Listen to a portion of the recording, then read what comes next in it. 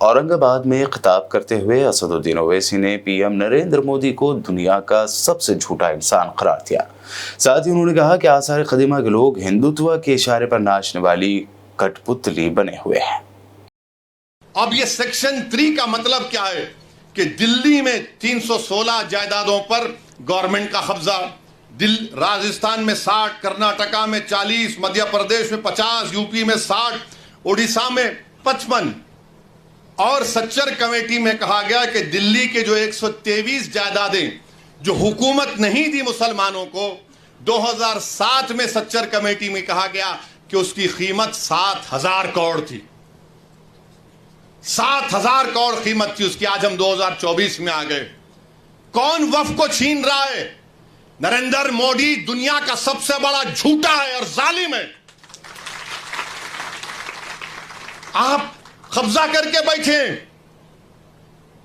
84 से कब्जा करके बैठे हैं, बल्कि उससे पहले से। और 7,000 करोड़ की जायदाद, यानी कलेक्टर साहब जैसा कानून बनेगा, कलेक्टर साहब बोल देंगे नो नथिंग डूइंग। ये 123 प्रॉपर्टीज जो 2007 में 7,000 करोड़ की थी, आज 2024 में शायद कम से कम 20,000 करोड़ की तो हो सकती है। मोदी जी बोलेंगे नहीं नहीं भाइयों बहनों, मैं तुम्हारा भाई हूं, 20,000 करोड़ दे दो तुम मेरे को। यानी आप अंदाजा लगाइए, सेक्शन 3C को निकाल कर ये कह रहे हैं। और फिर आप ये भी जानते हैं कि जब कलेक्टर बैठेगा आर्कियोलॉजिकल सर्वे ऑफ इंडिया आसार कदीमा में, दिल्ली में 172 प्रॉपर्टीज पर आसार कदीमा कब्जा करके बैठा है। जैसा यह कानून बनेगा उसमें कब्रस्तान भी है, उसमें मस्जिद भी है, ईदगाह भी है, जमीनात है। एएसआई बोलेगा हम मालिक तुम आउट। आपका यहां पर महाराष्ट्र में है, अहमदनगर में है, औरंगाबाद में आसार कदीमा के है। और आसार कदीमा के लोग बोलते, मोदी की तरफ से बोलते, नहीं नहीं हम कैसा बचाएंगे। आसार कदीमा के कानून में शेड्यूल 6 है, लिविंग मॉन्यूमेंट यानी जिंदा मॉन्यूमेंट है।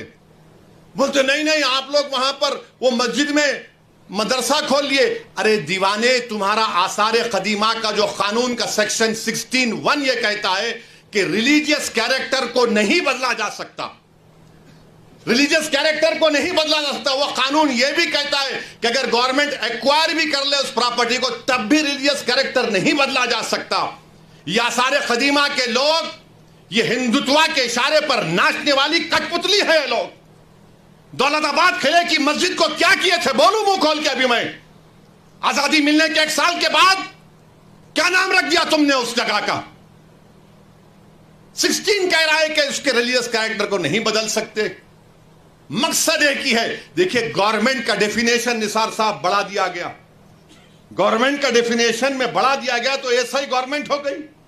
और गवर्नमेंट हो गई तो आर्टिकल 12 में आप इनजस्टिस नहीं कर सकते, आप स्टेट हैं।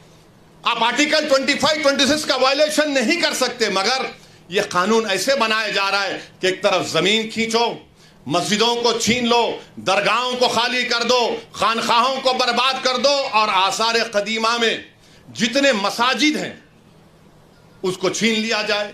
और रिलीजियस कैरेक्टर मस्जिद है तो मस्जिद में मदरसा है। नहीं, आप वहां वजू खाना बना लिए तो मैं कहां जाके वजू करके आऊंगा? मस्जिद है ना, नमाज हो रही है। तो इनका मकसद यही है कि एएसआई के कानून को, एएसआई के जरिए से ये तमाम जायदादें हमसे छीन ली जाए। एएसआई के कानून को सेक्शन 5, सेक्शन 6, सेक्शन 8 आप पढ़िए, आपको मालूम हो जाएगा।